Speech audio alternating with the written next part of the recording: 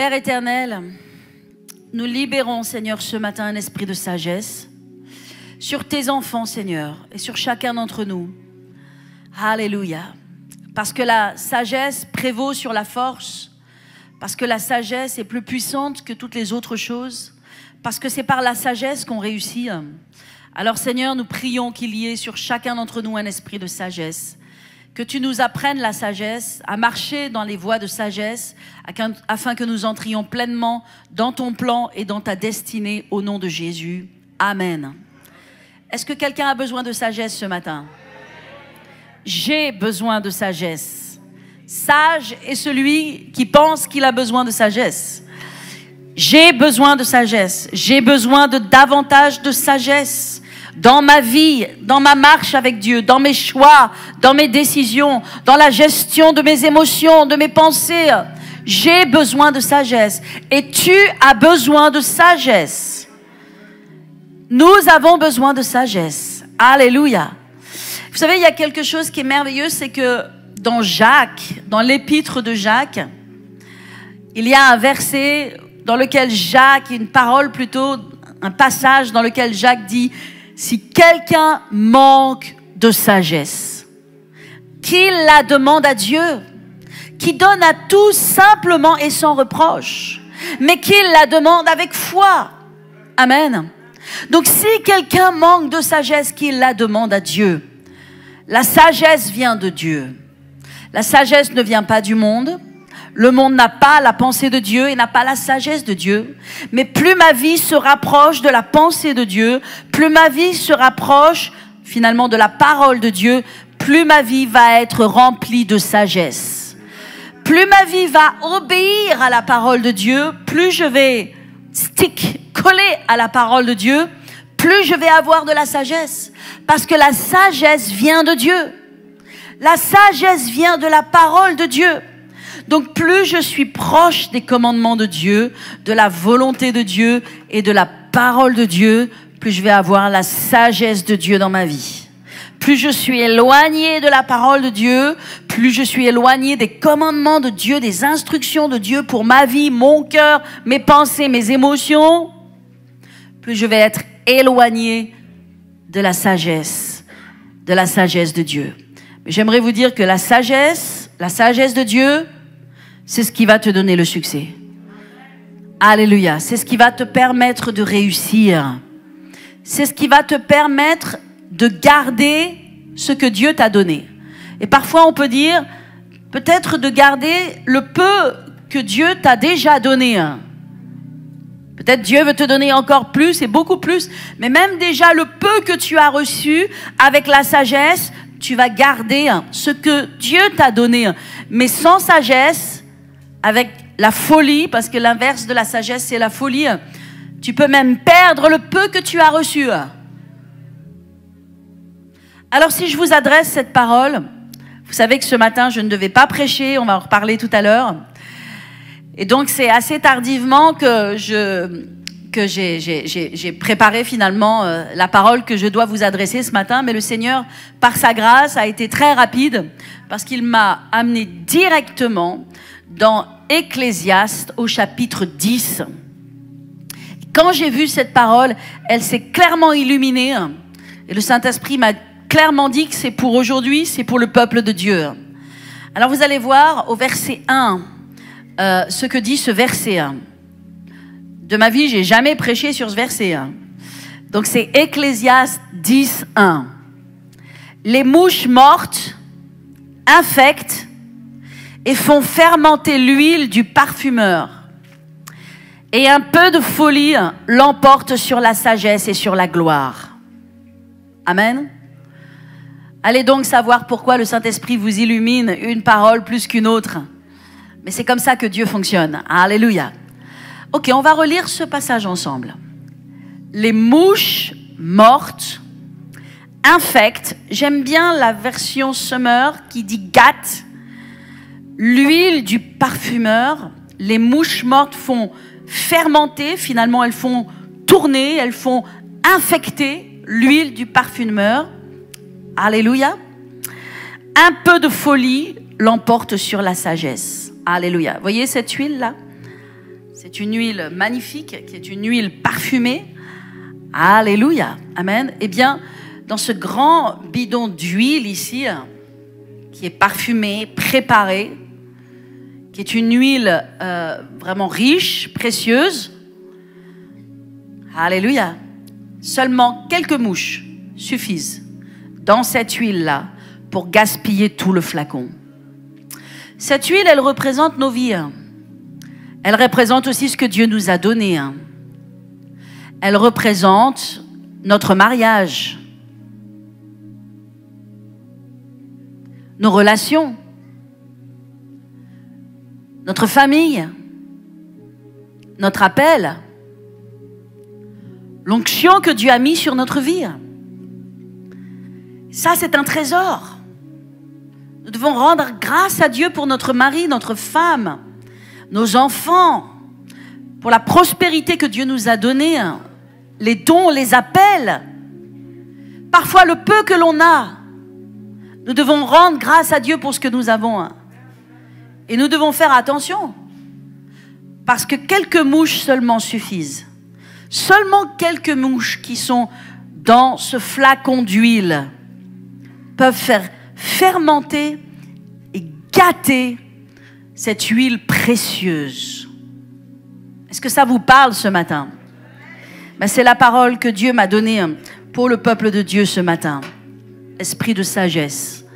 Alléluia. Nous ne pouvons pas tout faire. Et nous ne pouvons pas tout dire. Nous ne pouvons pas tout nous permettre. Si nous voulons accomplir la destinée de Dieu, et si nous voulons recevoir de Dieu des choses précieuses, et si nous voulons garder les trésors que Dieu nous a donnés. Il y a quelque chose qui a à voir avec notre bouche, quelque chose qui a à voir avec notre comportement, quelque chose qui a à voir avec la gestion de nos pensées, de nos émotions, pour rester dans le plan de Dieu et pour recevoir pleinement ce que Dieu veut déverser dans nos vies. Ce qui veut dire que dans mon mariage, je ne peux pas tout dire. Je ne peux pas tout faire. Dans mes relations familiales, je ne peux pas tout dire, je ne peux pas tout faire. C'est pas parce que je pense que j'ai raison que je peux me permettre de tout dire ou de tout faire. Pareillement, dans toutes les choses de la vie, que ce soit dans nos relations fraternelles, que ce soit dans le travail, que ce soit dans le ministère, que ce soit dans tous les domaines de notre vie, nous devons apprendre la sagesse. Alléluia. Parce que la sagesse, ben finalement, c'est ce qui va te donner la réussite. La Bible dit que la femme sage bâtit sa maison. Amen. Avec ses mains, la femme sage bâtit sa maison. Mais il est écrit que cette même femme, elle peut la renverser de ses propres mains. Ça veut dire que tu peux bâtir avec le bon caractère que tu as, la bonne nature que tu as. Tu peux bâtir des choses belles et excellentes. Mais si tu laisses aller ta nature charnelle, si tu laisses aller ton cœur, si tu te permets un certain nombre de choses, ces belles choses que tu peux bâtir dans ta vie, tu peux aussi les détruire. Puis j'aimerais vous dire, c'est plus facile de détruire que de bâtir. Et c'est plus rapide de détruire que de bâtir. C'est plus dur de bâtir que de détruire. Tout le monde peut détruire, pas tout le monde peut construire. Alléluia. Alors tu as besoin de sagesse. Et nous, parfois, les enfants de Dieu, nous cherchons la puissance. Nous parlons du Saint-Esprit. Alléluia. Et bientôt, nous allons avoir la Pentecôte. Et je prie pour cette Pentecôte, que nous recevions une nouvelle Pentecôte, une nouvelle dimension de l'Esprit. Et en ce moment, nous sommes en train de passer du temps dans le fait de prier de façon intensément, de prier de façon ciblée. Nous prions en langue plus que jamais. Et Dieu est en train vraiment de nous bénir, de nous fortifier. Alléluia. Amen. Mais nous ne pouvons pas chercher la puissance, les dons du Saint-Esprit, sans chercher aussi la sagesse. la prière à elle toute seule ne fera pas tout. Si notre caractère, si notre façon d'être sent mauvais. Parce que lorsqu'il est écrit que les mouches font tourner l'huile, il est écrit aussi qu'une autre version, elles font sentir mauvais l'huile. Alléluia. Or, nous sommes appelés à être le parfum de Christ. Alléluia. Amen. Donc, si nous cherchons la puissance, si nous cherchons Dieu, si nous cherchons à connaître davantage la parole de Dieu, si nous cherchons à prier en langue, combien c'est important. Mais c'est un mix avec la sagesse. C'est la puissance et la sagesse. Tu ne peux pas juste chercher la puissance. Si tu cherches seulement la puissance, sans la sagesse, tu iras nulle part. Et tu ne peux pas juste chercher la sagesse, parce que tu as aussi besoin de la puissance. Parce que la sagesse, à être toute seule, elle est utile, mais tu as aussi besoin de la puissance. Donc tu as besoin de la puissance de Dieu, la puissance du Saint-Esprit, les dons de l'Esprit, la révélation de la parole de Dieu, puis tu as besoin aussi de la sagesse de Dieu. Alléluia. Est-ce que je parle à quelqu'un ce matin? Amen. Gloire à Dieu. La Bible dit comme cela, vous savez, dans la vie, c'est souvent le un petit peu. La Bible dit un peu de levain. Un peu.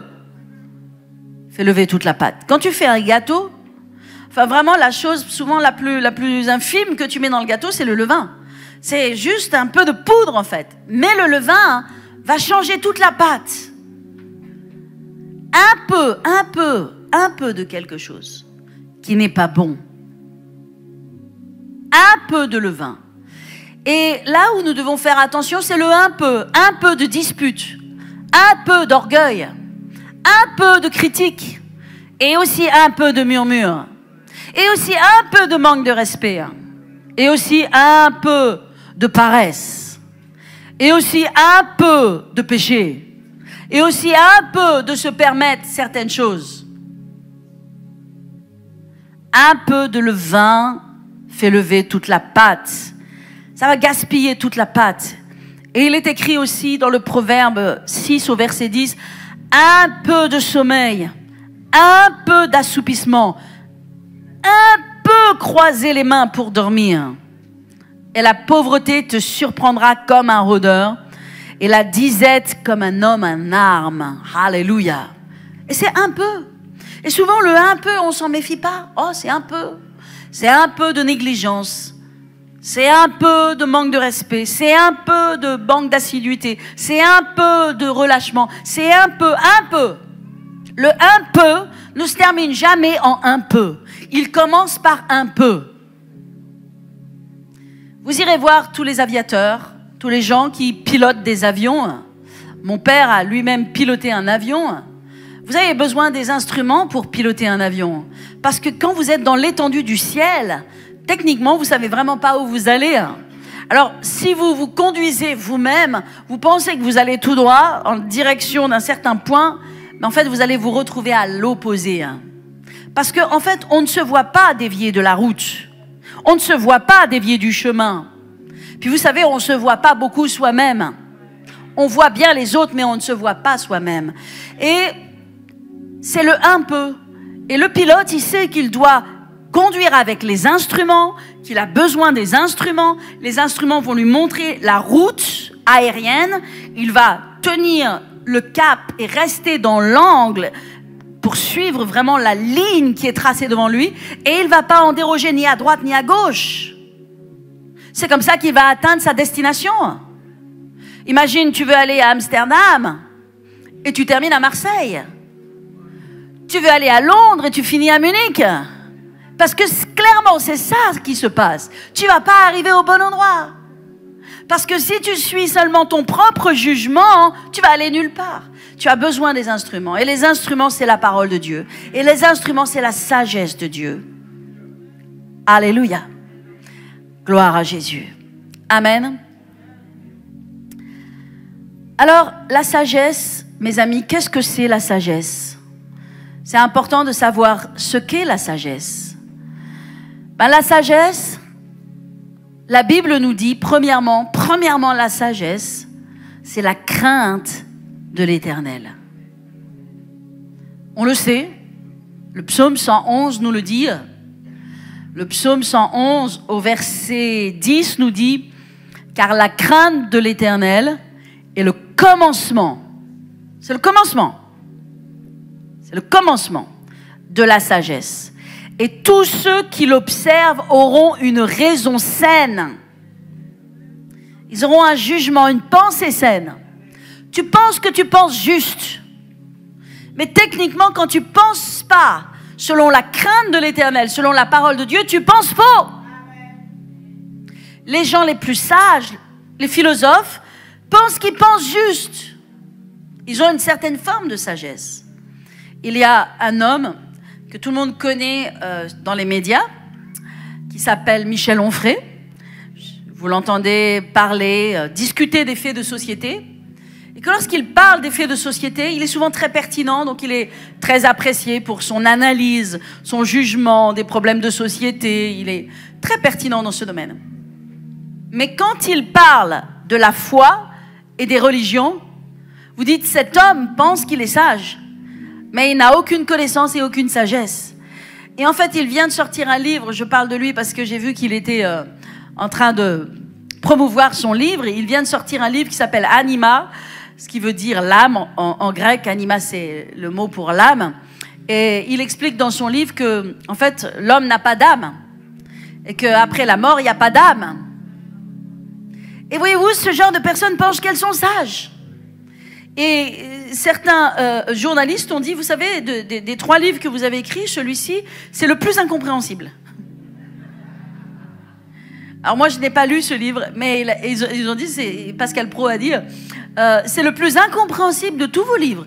Ça veut dire pour essayer de démontrer que l'homme n'a pas d'âme et qu'il n'y a pas d'existence après la mort, en fait, techniquement, il y a peut-être 300 pages d'un charabia incroyable. Parce qu'il n'y a pas la sagesse de Dieu dedans. Parce qu'il n'y a pas la sagesse de Dieu dedans. La sagesse, c'est premièrement la crainte de l'Éternel. Alors, c'est vrai que c'est important d'aller voir qu'est-ce que c'est ce mot crainte. Parce qu'on le dit, on le définit, puis on ne va jamais vraiment à la racine. Ben, le mot crainte de l'Éternel, crainte, c'est le mot yira. Y-I-R-A-H.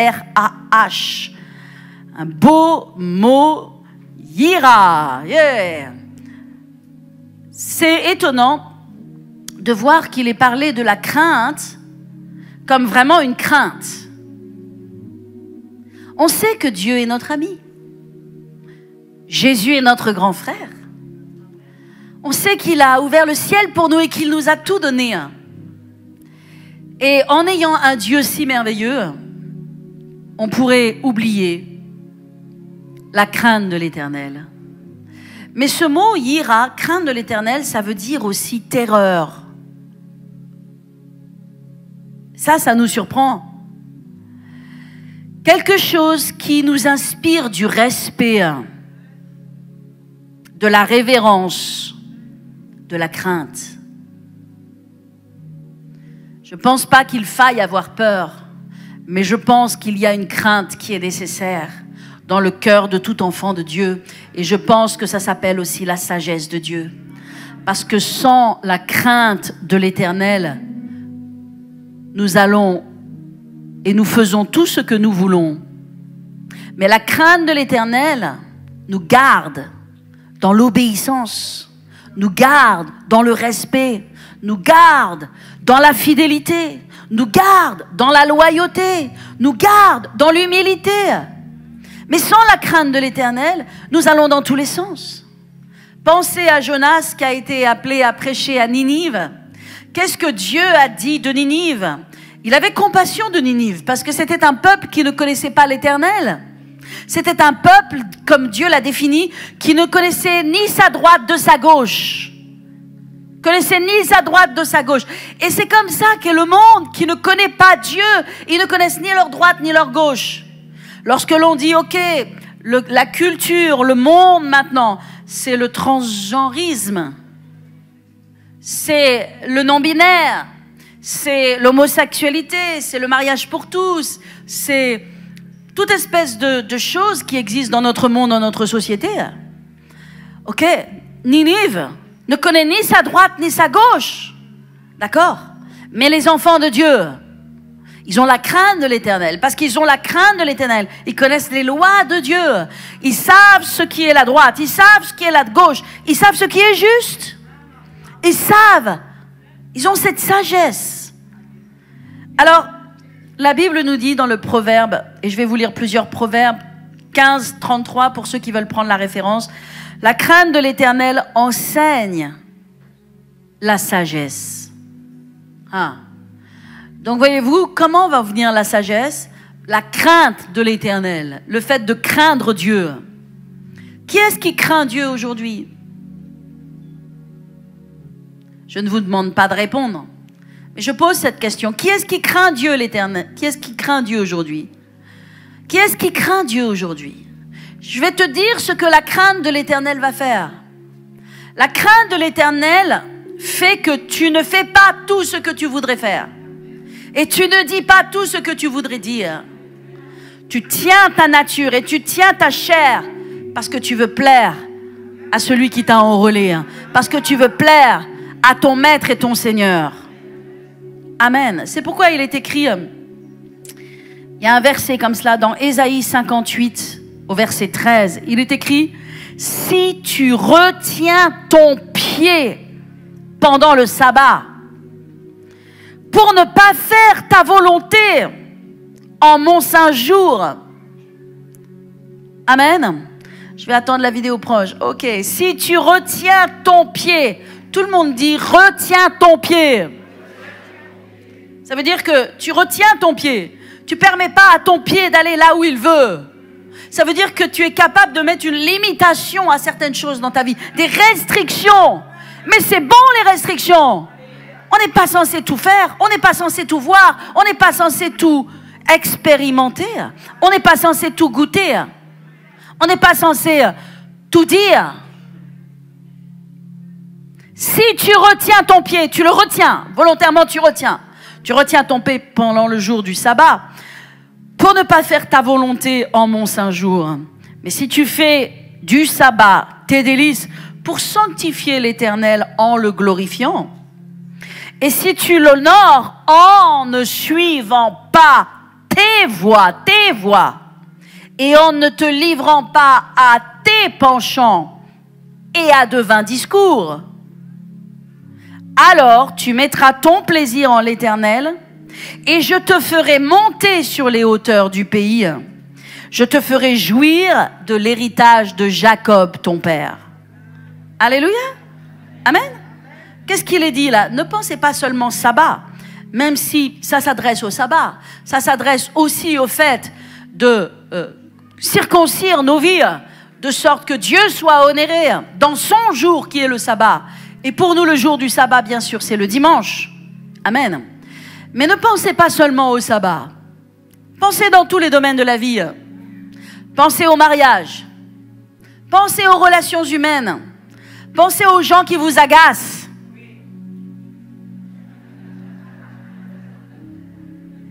Non mais oui.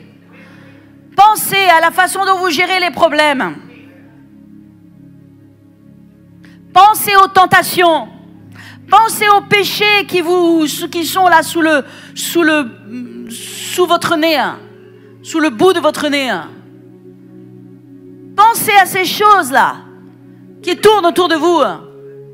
Qu'est-ce que la Bible dit? Qu'est-ce que Dieu dit? Si tu retiens ton pied sur toutes ces choses, que tu ne te livres pas à tes propres penchants et que tu ne t'abandonnes pas à tes vains discours, alors l'Éternel, alléluia.